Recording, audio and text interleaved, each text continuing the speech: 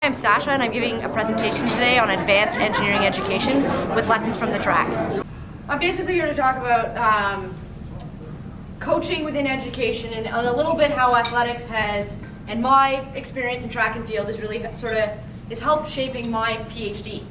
And so I didn't come up with this title. I don't know who did. Advancing Engineering Education with Lessons from the Track. I think it's awesome, so thank you to whomever did it. So I wanted to give you a little bit of quick background about me. Unfortunately, this did not come out quite, looks beautiful on my screen, and I apologize that the resolution isn't great enough here. But it's just sort of my path from high school to a little bit where I am now. So coming out of high school, I actually did a Bachelor of Arts at the University of Toronto. I didn't really know what I wanted to be. I was 18. I did every math and science course I could in high school. I did geography, I did history, and I just wasn't sure. And so I enrolled in commerce at U of T. I was running, my high school track coach became the varsity track coach, so it seemed like a natural fit. And 2 years into my BCom, I was like, I want to be an engineer. And so off I went to the University of Western, because at that point I also was like, I need to leave Toronto, I've had enough of you. One weekend, really wish I'd stayed. Loved the University of Western, had a great time doing civil engineering. Worked for 1 year in construction and then started working with the Ministry of Transportation of Ontario. And got bored, so I apologize if anyone still works there and knows anyone. So had to find something to do with my time other than go to work, work out. And at this point I wasn't really running. I got into ultimate frisbee. I did a lot of alpine ski coaching. And I enrolled myself in a Master's of Engineering part-time while I was working full-time at MTO. And part-time typically is supposed to take you 4 years. 2 years later I was done. And still working at the Ministry of Transportation at this point. I'm like, yeah, now what? And the advanced coaching diploma is very theoretical. And you get together with a group of coaches from a variety of different sports. And what I learned there really brought together everything I think I've ever done in my educational sphere.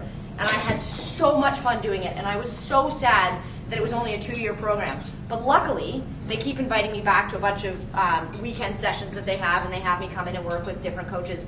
So I still get to keep my feet sort of on the coaching education side. And in 2014, when I had gone back to running and sort of running professionally, and I left my job, I sort of had a couple months where I was trying to figure out, okay, what am I going to do? I can't just be a runner. And it's not that just being a runner doesn't work for some people, but for me, I really need to challenge my mind. And so Brenda McCabe at the University of Toronto, we happened to be emailing. She's like, hey, there's a new program coming out called Engineering Education, and I think you'd be perfect for it. So I met with Brian Carney, who I'd met years before, who's passionate about education, and I said, I'd really like to do this, and more importantly, I'd really like to do this with you. And so here I am 1 year into my PhD in engineering education, and I think at the end of it, I would like to call myself a performance engineer. I won't lie, I call myself a performance engineer now. I have my PEO license, so I call myself an engineer. And I'm a coach. And I think that coaching part, to me, is the performance side. But performance isn't just on the field, it's in the classroom too. And we can all be better versions of ourselves no matter what we do. And I think an element of that comes from coaching. So through my PhD, and I'll talk to you about my research in just a couple slides, I want to help students be better performers in the classroom. So I'm going to go to this. So this is my other life. So my life is PhD, and this was from the Pan Am Games. This was actually after I'd finished my victory lap. Sarah Miller from Athletics Ontario captured this, and I think it really captures what the Pan Am Games meant to me. Right, representing my country for the first time in a senior national championships.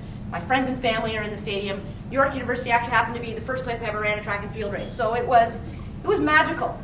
But magic almost didn't happen. So as Jim alluded to, as you can see, my shoe came off. My shoe came off 120 meters into a 1,500 meter race. Luckily, unluckily, I've been here before. A year ago in Belgium, someone stepped on the back of my shoe, knocked my shoe off, and it was more a time trial than a race. And basically, you go over to Europe and you race to get faster times. And when that happened, I said to myself, if anyone ever knocks my shoe off again, I'm finishing the race. I'm stepping off the track. Because unfortunately, what happens is basically this blister develops on the bottom of your foot, and it's like someone's taken a lighter and they've lit it, and they hold it under your foot until you stop running. So you can imagine what that feels like. So here I am, I'm 120 meters in. I come from an alpine ski background, so like 1,500 meters happens in slow motion. So someone steps on the back of my shoe, and I had this moment of, okay, and I look, this is literally what happened in my head. I can drop out of this race, and everyone here will understand my disappointment. But I will never again in my lifetime get to compete in an international event in my backyard with my friends and family here. Sure, my friends and family, some of them will travel with me if this opportunity comes again. But never again will it be like this in my hometown. And I said, okay, when you forget that your shoe's been knocked off, and you do what you do best, and you focus in on the jersey in front of you. And that's what I did. And for up until about 1,200 meters with 300 meters to go, I didn't really know that my shoe wasn't on. And I think I learned this in engineering, this resilience, right? We all learn about resilience. You gotta withstand a hurricane. You gotta withstand, I'm just in Key West, which is why hurricane comes to mind. You have to withstand, and we design so that what we design can survive something. And I knew that I could survive this. It wasn't going to be perfect. And trust me, I wanted to be at the top of that podium with a gold medal around my neck and the national anthem playing. But I never look back and think, what if? I never look back and think, oh man, I missed an opportunity here. I stand there and I go, I was the happiest person I think I've ever been. I won a bronze medal at the Pan Am Games with half a shoe on. And, you know, that story is gonna live forever. The Globe and Mail subsequently called me Cinderella. So thanks, guys. Last slipper may have been better. The whole thing may have come off. So, anyways, I just kind of wanted to share with you guys a little bit what shaped my project, and then I'll sort of tell you the direction that my project's going. And it's really interesting work, well, at least to me, and hopefully I can share with you why I think it's interesting in everything we do. So I want to start with this, and this is rote rehearsal and deliberate practice. So rote rehearsal. So I used to be pretty anti-rote rehearsal, and I don't even know why, for no good reason. Maybe just sort of the way I saw it. But rote rehearsal plays a huge role in our lives, right? We don't learn the alphabet to understand the alphabet. We learn the alphabet to memorize the alphabet as a child. Same thing with the times tables, right? Like, I was told by my mother in grade 3 you couldn't graduate grade 3 unless you memorized the times tables. We didn't do them in school, but yet my mother had convinced me that I had to memorize the times tables. But that has served me in everything I've ever had to do. And if you think about it, those simple math skills, that simple rote rehearsal of multiplication is a huge foundation for what we do in life. But the other side of the coin is this deliberate practice. And deliberate practice was actually born out of education, but most of us have heard about it more in the athletic world. So there's the books Bounce, Malcolm Gladwell's, I can't remember the name of his book. Outliers, thanks. I prefer Matthew Said's Bounce. Oh, I just came unplugged. Excuse me, I have to get plugged in again. Thanks. The notion of deliberate practice is this idea of doing something where you're cognitively engaged, and basically cognitively engaged, sorry that this doesn't fit in, but the one on the far right says not fun. And I actually think, and I'm going to get to that, I think they're wrong there. But deliberate practice is you get continuous feedback, you're working hard at something, it's what we understand as hard work in everything we do. And so this autonomous stage is what we're actually looking for in rote rehearsal, right? The ability to do it without even thinking. But to get to that autonomous stage, you actually need deliberate practice. And I think it's really important, you know, we've talked a lot about it now in athletics and sports. I think it's now we need to talk about it openly. I think we acknowledge that we do it, but I think we need to talk about it that we do it in education as well. And so the Fitz and Posner's model, I like, it's simple, right? Like you introduce someone to an idea, you let them fumble around with it, they've practiced it enough that they can do it automatically. But I really like this even more. So this comes from the Canadian Ski Coaching Federation, and they take it beyond the autonomous level. So the initiation is that idea of you're introduced to something, acquisition is, you know, you start doing it yourself, and about 50% of the time you do it in an okay way.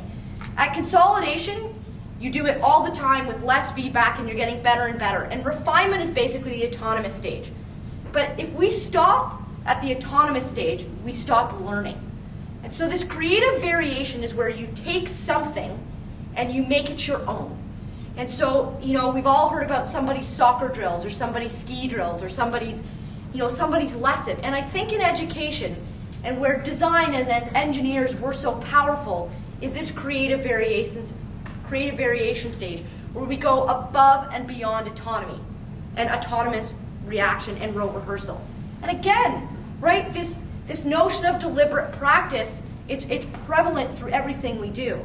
And so I think this is where we really need to go in education, getting beyond rote rehearsal, right, practicing with deliberate practice, and using deliberate practice and getting to the autonomous stage and saying now, okay, go pre-creative, go do something innovative, and go have fun, which leads to this. So I think they're wrong about deliberate practice, and I think this is maybe where I'm going to spend some time. And I believe in deliberate play. Now, the research on deliberate play spends a lot of time at the younger years, the entry level, 10 and under. But if you talk to any Olympic athlete, 90% of them will tell you they quit because they stopped having fun. And so I've kind of been playing with this, and deliberate play used to this slide looked like deliberate play equals deliberate practice plus fun. But now I think fun isn't enough. It's not that you just need to be having fun, but you need to be passionate about what you're doing, to really delve into it, to love what you do. And then I like to point out that deliberate practice, it really isn't about 10,000 hours. It's probably cumulatively 10,000 hours of different things you do, but it's been so focused on it must be 10,000 hours on this one thing, and it doesn't have to be. We learn from absolutely everything that we do and we have fun with. And so, I'm really not doing well here.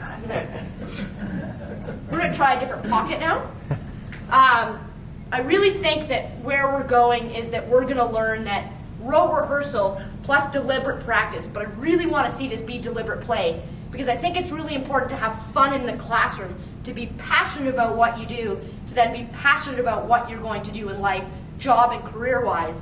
I think that really is what learning is, right? Like, as engineers, when you sign that oath and you do those tests, it's all about lifelong learning. So, we need to blend rote rehearsal and all we've done with deliberate practice and playing to keep learning. So, this is kind of path number 2 I like to play in. Performance versus learning. And they're very different. And, so one's permanent, one's non-permanent. I like to think about an egg. And I stole this from one of the guys I did my coaching course with. His name's Sargent. And he said, think about it like an egg. So an egg can sit in a warm bath. And an egg is an egg is an egg is an egg. And then all of a sudden, that warm bath, it sits in there for long enough and the warm bath temperature goes up. And all of a sudden, that gooey egg becomes a hard-boiled egg and a delicious snack. Very nutritious too. But there's a permanent change in the egg and you can never go back. And that's what we really want to do in the classroom with our students, right? We want to have a permanent effect on them. We want them to learn the principles of engineering so that when they go out in the world, we create fantastic designers, we create fantastic people. But if you look on the performance side, right, focus on consistency. Well, we tell them to do the same math problem again and again and again and again. We take them through a series of questions that build upon each other. And that's great. That's a great way to learn, but it's consistent. Feelings of comfort and confidence. That's what we're trying to instill in our students. So yeah, we kind of got to move slowly through this. Stable environments. So where do we spend our time with our students? We're not on the learning side. We're on performance, right? And I think the big thing is sensitive to fatigue, environment, and anxiety. How many of the students in undergraduate engineering face fatigue and anxiety? A lot. And I think we need to figure out, and I think that's happening now, where we're looking at the science of going from performance and looking at learning and really trying to redefine learning for our students. So how do you do that? Well, you do it through motivation. And the surprising science of motivation is a Dan Pink line. By no means did I come up with this. And Dan Pink talks a lot about intrinsic and extrinsic motivation. And I think we know what the extrinsic motivators are for students. Grades and academic performance, your peers and parents, job prospects. We've all been told we have to get high grades and do well to get a good job. And I put self-worth under extrinsic. Because I think a lot of students at that young age, they wear self-worth on the outside. And it really affects how they interact with their peers and how they think they're evaluated within the undergraduate engineering community. But motivation, and if we really want to motivate our students, we have to go intrinsically. And so Autonomy, Mastery, and Purpose comes from Dan Pink's book, Drive. And it's a fabulous book. You can read it quickly. You don't have to read the whole thing. Or you can watch the RSA Animate or the YouTube video, and you get the idea in 10 minutes what Dan Pink is talking about. But there's something to that. When, I want to do well on the track, not to prove to anybody else that I'm a great runner, because there's a fire in my belly that makes me want to go faster and faster and faster and faster. And it's this idea of mastery, and it's silly when you think about it with running, right? Like anyone can be a runner, right? Like, run. But there's a lot of little skill changes, and I want to be a master runner so that I can be the best version of myself as a runner as I can be. And this idea of autonomy, mastery, and purpose has now grown, and you have this sort of, that's where you start. But from that, you get creativity, engagement, and excellence. And really, when we think about it, that's what we want for our undergraduate engineering students. And whether they choose to go into a master's and PhD in higher education, or if they choose to go out into the workforce, and whatever they do, this is what we want from them. And this is what we're trying to get from them in engineering education. So why isn't it happening? And this happens in the K-12, and this happens in the engineering classroom. And this is from Carol Dweck, and I apologize that this isn't all that clear. But Carol Dweck talks about the fixed versus the growth mindset. And the fixed mindset says you have a fixed limitation of knowledge in your head, and no one can ever change that. And that's wrong. We all know that we can learn something at any time. Sure, it takes hard work and dedication. But, this really happened, this really was pointed out to me last year. So I've got this great boyfriend, and he comes with 3 wonderful children. And his son was 10 years old at the time, grade 5, and really struggling with math. And he came home and he said, and he looked really down on himself. And I was like, Dax, what's up, buddy? Like, what's going on? And he's like, my teacher keeps telling me I'm no good at math. And you could just see he was so down on himself because he really wanted to do well.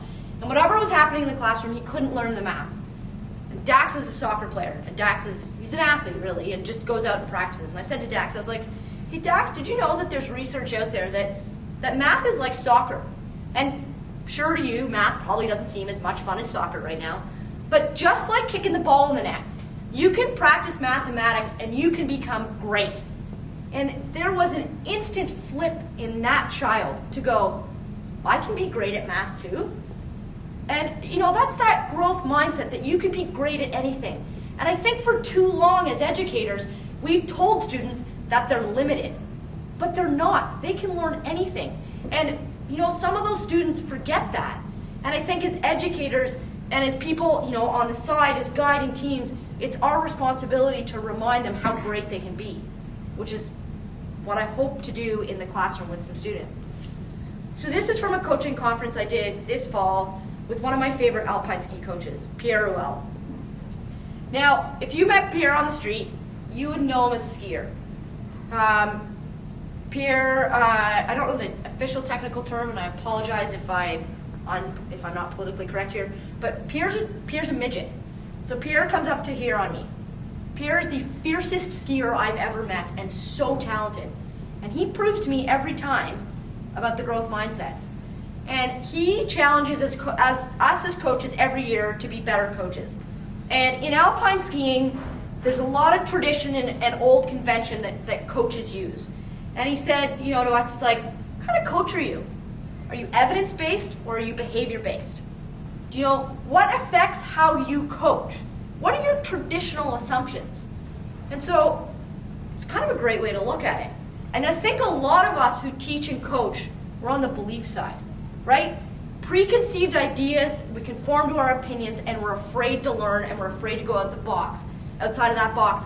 And maybe it's because we don't understand something outside of that. But that fixed versus growth mindset applies to us as well, right? We need to go outside of our comfort zone, and we need to look at different ways that we can to teach, to coach, to inspire. Maybe it's a scientific approach, maybe there's something measurable, anecdotal, but I think we as instructors, coaches, teachers have a responsibility to get outside of our comfort zone as well. And so one of the ways to do that is to look at the dimensions of learning, right? Affective, cognitive, motor. And I think we all know that we spend most of our time, 90 to 95% of the time, in the cognitive and motor, trying to teach a skill in sport. But if you flip that, and you spent 90% of the time in the affective, you have greater engagement and motivation, but more than that, you get greater learning. So why do we spend so much time trying to throw knowledge down students' throats when we know we could spend way less time doing that and inspiring them to love what they do, for them to go out on their own and gather that cognitive information? And I really want to look at that in the classroom and see how we can do better. So it's about the brain, right? So this is your brain. And that's your brain on engineering. Okay? So brain's like a kludge, right? It's an inelegant solution. It's clumsy, it's messy. And that's what our brains are, right? When we learn, we get basically a block of knowledge. This is how I like to look at it. You take this block of knowledge, your brain's kind of like a CPU, and you place it somewhere. And unlike a computer where you can defragment and reorganize and put everything back together, your brain stores that information where it's stored. And when you've learned something, you can draw upon that building block again. And it's this construction approach, this constructivist approach, and social constructivist, where we learn what we learn, we're affected by our external environment, and learning really takes place when a student can draw upon that block of knowledge that they've learned in the classroom. So, how's this shaping my project? Well, here's where I am, sort of. And I actually I spent a week in Key West. And Key West has got this lovely little high school that basically is at the southernmost point of the U.S. And I said to the students, I talked to them, going in the direction. The idea is that, I started in January in 2015, and hopefully at some point I graduate and actually get a doctorate. Now, if I sort of parallel this and look at the Pan Am Games, in 2012, when they announced that they needed volunteers, I thought in 2015 I would be a volunteer at the Pan Am Games. And I was going to put my application in, and in 2014, when that happened, I happened to step on the track again. And a good friend of mine was working in the Pan Am office, and she said, "Absolutely not are you applying to be a volunteer, sweetie." She's like, "You want to compete, and if you apply to be a volunteer, you're not going to have, it's going to change your vision of trying to get to the Pan Am Games to be there, because you'll already have a way to participate." And I was like, okay, I won't I won't put my application in to volunteer. So I was like, okay, next end goal, sort of thinking that way. I was like, okay, my goal is to be at the Pan Am Games. And my coach was like, well, it's a big stretch given where we are, but okay, yeah, we'll do that. And then I qualified, and it was like, oh my goodness, I want to medal at the Pan Am Games.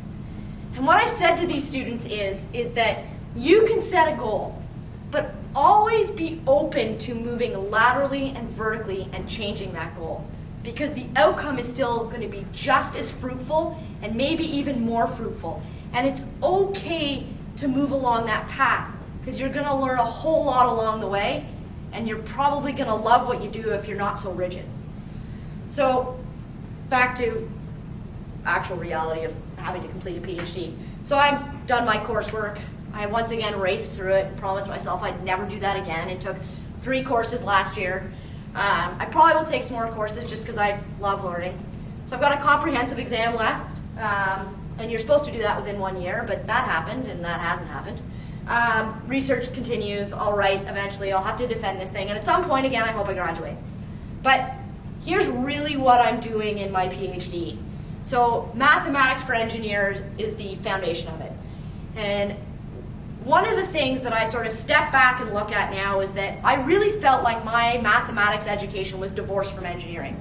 I felt like I had to rush through it, I had to get a certain grade, but I didn't really understand how important it was to everything else I did in engineering. And for that matter, everything else I do in life. Mathematics really is the foundation of everything we do.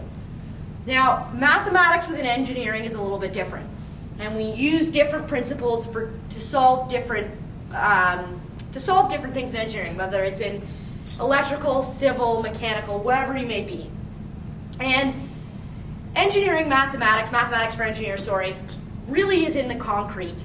But to be the best version of your engineering self, You have to understand enough of the abstract to be able to draw a lens in and out to understand where you use each mathematical formula and how they work together to solve problems. And so, yeah, we need to play in the concrete, but we need to have enough knowledge that we can move within the abstract, that we can play around with it. So I'm trying to figure out how I can communicate that to students and how important it really is. So how am I going to do that? Well, number one is I'm actually going to start with a textbook comparison. Because really, you know, first day of engineering, what do? You go spend $1,500 on textbooks. Or you buy them online. I think you still spend about the same amount of money. And what's really interesting that we're learning is, you know, the James Stewart textbook that really is so dominant in many of the engineering classrooms. Guess how many engineering examples are in it? None. So if there's no engineering examples in it, why do the students want to engage with it? And then the second thing is course outlines. And this was very funny. This was, I said to my sister, I'm like, yeah, I'm going to look at course outlines. She's like, that piece of paper they give you at the beginning of the year that you flip over and look for when the test dates are and the assignments are due. I was like, yeah, that one. She's like, well, who cares about that? And maybe there's something to that.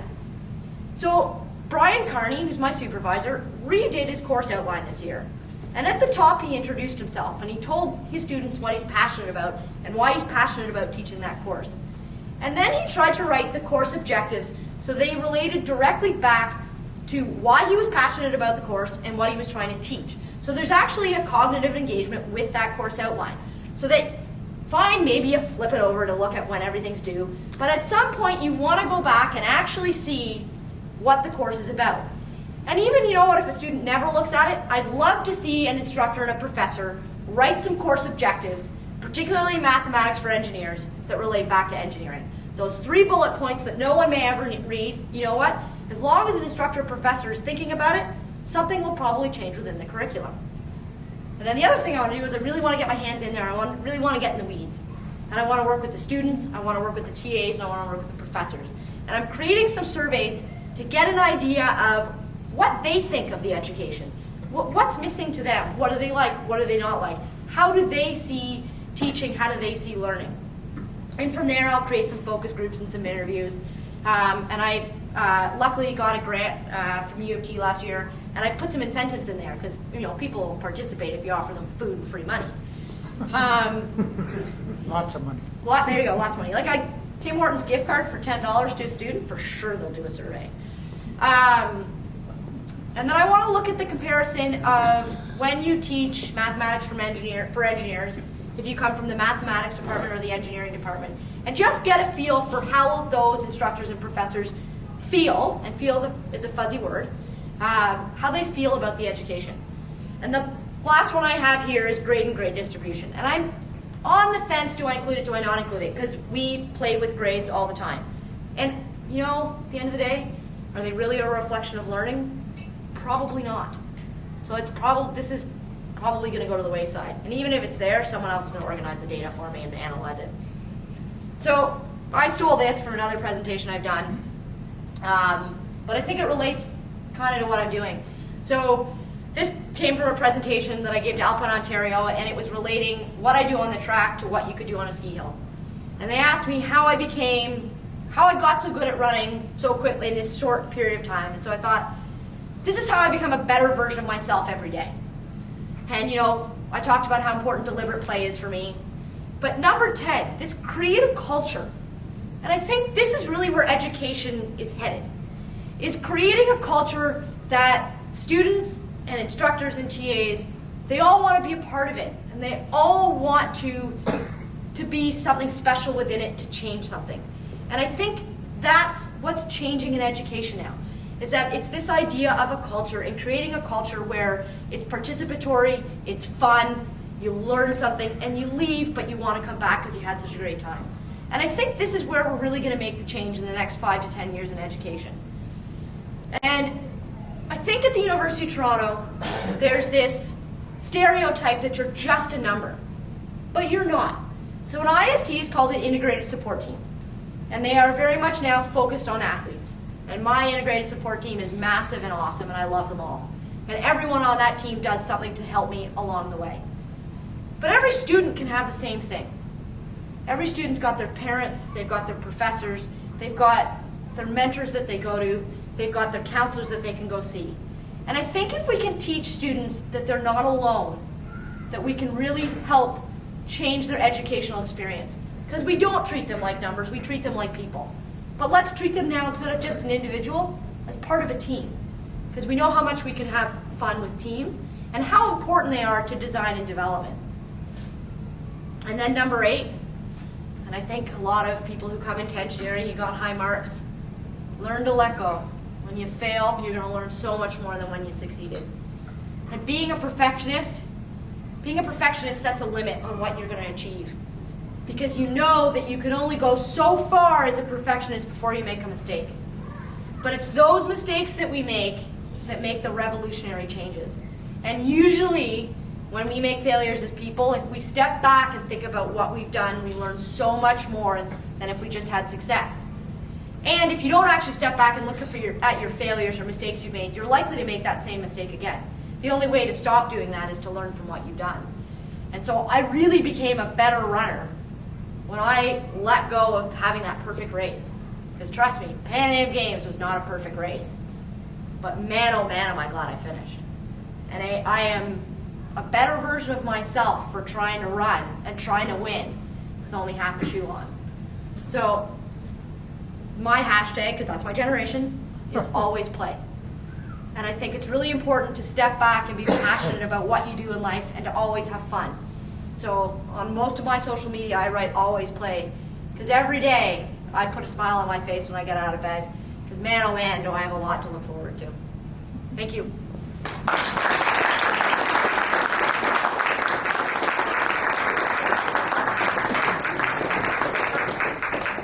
So, first, that was an amazing performance in itself. Thank you. And and one of the things I learned over the games and interacting with people and so on, and really hit home when I visited that Goldring Centre. How many of you are aware of the Goldring Centre at U of T? It's a new athletic facility. It's across Devonshire Place from Varsity Stadium.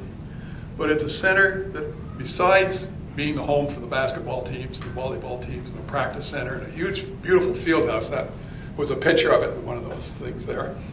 There are seats that come out of the wall that can hold 2,000 people. But it's also a research center in high-performance sports. And it's that sort of thing. It's having that facility available. It's having the UT Scarborough facility, which I think I mentioned last time is an amazing facility. It's not just a swimming pool, and it's not just a field house. It's the head office of a lot of Sports Canada organizations. And it's a community center, a university center, and a national training facility.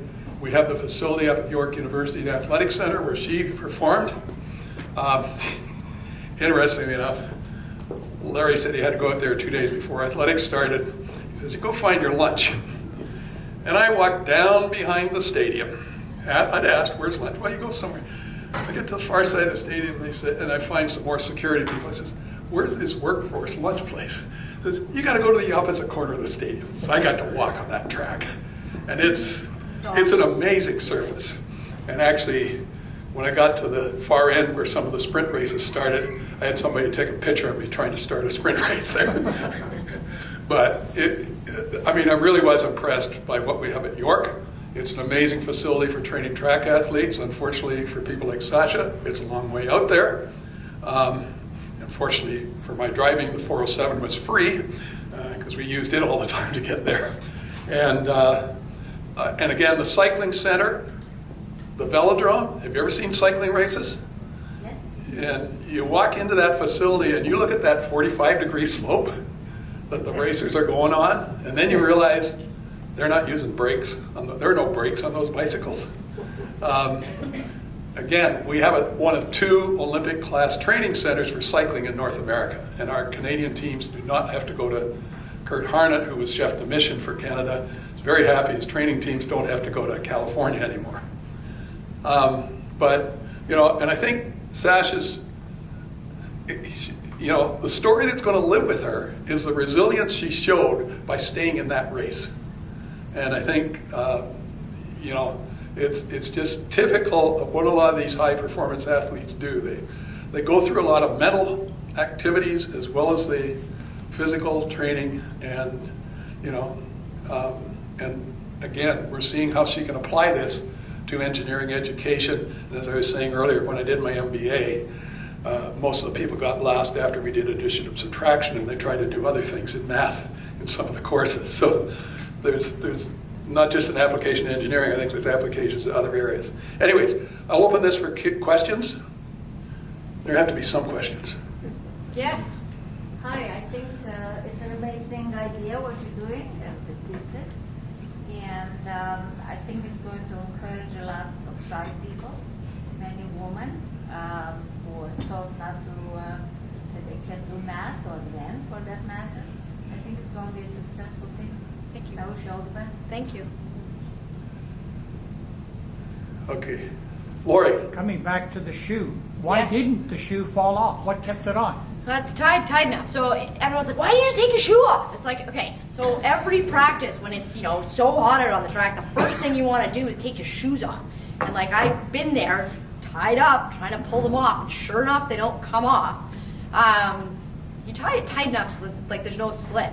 But there was enough force coming down from the person behind me when, like, there's a huge hole in the back of my shoe now, where she just clipped it and it gets caught part way, and then as your feet kind of fan out where your toes are, it gets locked. So yeah. I'll try to I was trying to show the race video. The first thing she did when she reached that race was take that shoe off. But it actually shows her for the last 200 meters running with the shoe half off. Yeah, and I really start limping. So the other background story behind that is 2 weeks before the Pan Am Games, I twisted my right ankle pretty badly. And it was really, really sore. So great physio team with the Canadian team. We had 5 physios, 2 massage therapists. So they put me back together. Anyway, so I start really limping with 300 to go, because basically as I start to kick, my shoe then decides it's gonna come off. And I'm like, no, not now. And I'm limping so badly, and it's the last night of athletics, so nobody's in the tent getting physio. And so the 7 physiotherapists are sitting there with their heads in their hands going, oh my gosh, we failed her. And I come around my victory lap and they're like, we're so sorry about your ankle. And I was like, ankle? Didn't notice that. I was like, someone knocked my shoe off. And they were like, oh, okay. And yeah, so then I actually just ran into one of them down in Orlando lately, and we had a good laugh about it. She's like, that really was, you had a smile on your face when you said it, and that was 10 minutes after the race. And again, like, I could have crossed the finish line and been really upset, but I was, 15 seconds later, I could laugh about it. Like, it's kind of funny. Someone knocked my shoe off. Really? Really? Yes. Yeah. This was a great presentation. So I have an 11 and a 15-year-old. My 11-year-old daughter, and I would agree with you, it's the attitude that you take and the approach to learning. My daughter came home one day, and of course they're all influenced by their little friends. And she Yes. says, this math, I don't understand. So I really never gave my kids a choice. They're going to be good at math. Yeah. I need to know. It's just like, Yeah. what an embarrassment, right? Yeah. But truly, it's an attitude. And I said, are you kidding? So what's your problem? And I just showed her, see, this is easy. So she figured it out. Yeah. But I was actually astonished going to a school presentation. The principal actually came out and said that their marks in the EQAO scores were actually dropping in math. But what it stems from, and he really said, it's a lot of times it comes from the homes. Yeah. And it's the fear that parents have that maybe are not good at math. A lot of times there's mothers that are helping their kids with homework and have a fear of math, because the principal said, what do you do with the junior kindergarten who says he hates math? He's never even seen math. Like, they don't even understand math, right? So it comes from the attitude. So my hat's off to you. What do we do in a case that in an engineering environment? I have 2 degrees from chemical engineering from U of T, so I've been there.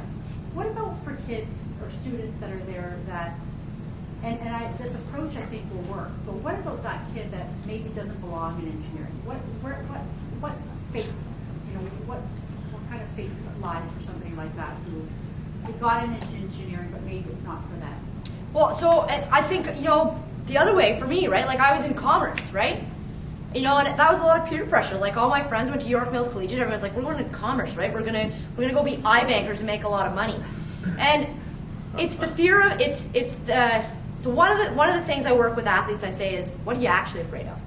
And when you actually ask that question versus when it's the uncertainty about what they're not sure what they're afraid of. And so when you say to a student, what are you afraid of? And maybe for that student in engineering, it's, I'm afraid of letting my parents down. They really wanted me to be an engineer. And you could talk them through it. And there would be a different, sort of solution. But it comes back to asking the question, what are you so afraid of? Because at the end of the day, when you actually answer the question, it's smaller than you think, and there's a solution. And I think it's okay to say in education, I think we have this notion and this stereotype that an undergraduate degree takes 4 years. And if you take anything longer than that, there's something wrong with you. And there's not. Why do you have to rush through undergraduate education, right? If you start 1 year later, 2 years later, 3 years later, have you really missed out in life? No. And you know what? Great for you for trying engineering to see if you liked it, and you don't.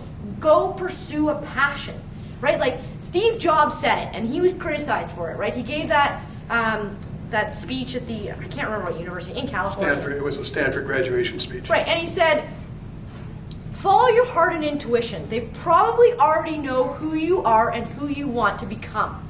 And I think we've instilled fear into students to say, unless you go to a professional school and you do this, that, and the other, you will amount to nothing. So, and then there's the Alan Watts, right? What if money was no object? When I do some coaching stuff, I play that at the end for students. And I say, I do this thing, I'm like, what do you want to be in 5 years? And they put down on paper what they want to be. And then I go through this exercise, and at the end of the exercise, I play this video with Alan Watts, and it says, what if money was no object? Because at the end of the day, you could become a master and an expert at anything. And you can make money doing that. And every one of those students said they changed their job. Every single one of them. And I think we're in a culture right now of fast-paced money, step, step, step. And we need to step back and go, take a breath, and figure out what you believe in.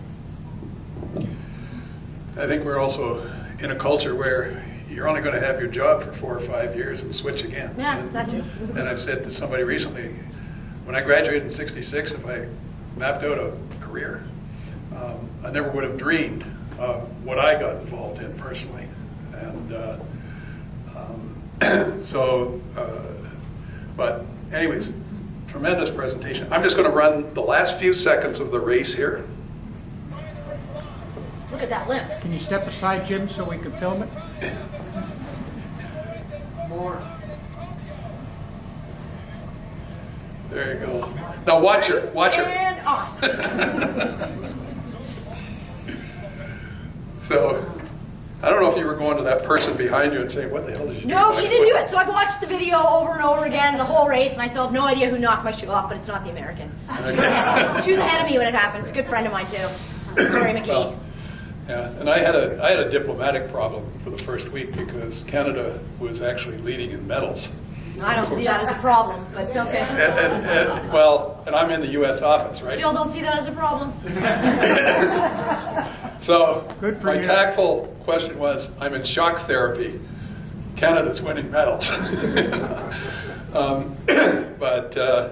No, overall, I think you got the enthusiasm as much as anything of an international sports athlete and the thing that drives them. And I mean, I saw this again and again through the games.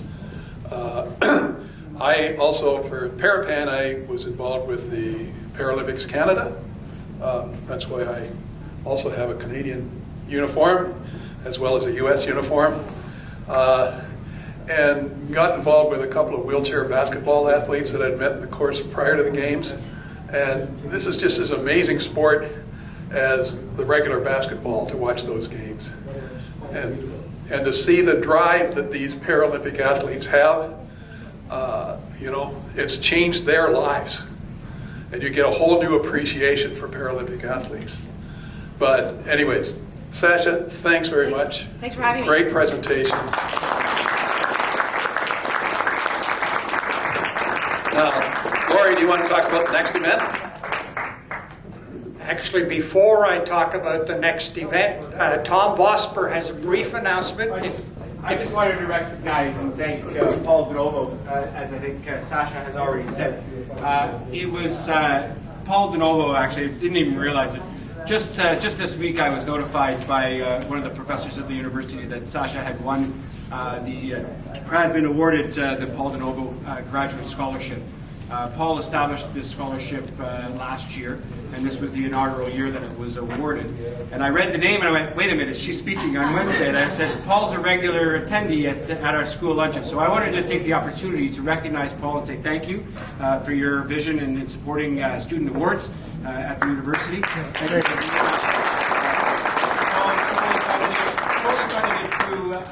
A gift of shares, appreciated shares to the university, which is wonderful. And that money was matched. Actually, there was a matching opportunity at the time, so that money was matched.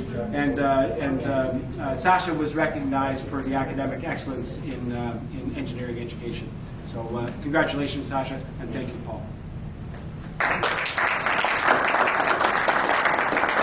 Very quickly, just to conclude, future meetings.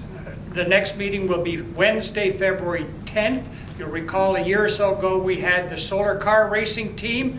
Well, this year we're going to have the concrete canoe team from civil engineering. Wednesday, March 9th will be the annual awards luncheon. Wednesday, April 13th. And I think this was thanks to Chris Hind, who found an article in Maclean's magazine. We'll have Dr. Tobin Philiter from the university, obviously talking about graphene, the super material that could launch a revolution. And lastly, Wednesday, May 11th, will be Professor Milos Popovic. He's the Toronto Rehab Chair in Spinal Cord Injury Research. He's a professor at the University of Toronto, affiliated with the Institute of Biomaterials and Biomedical Engineering, and he's the director of the Crania Project, whatever that is, but he'll tell us in May. Thank you all for coming. At one point, we thought we'd have 21. We were up to 39, and we actually had to add a chair. So thank you, especially on a wintry night where some of you could have been in Florida or warmer climes. Thank you for joining us here.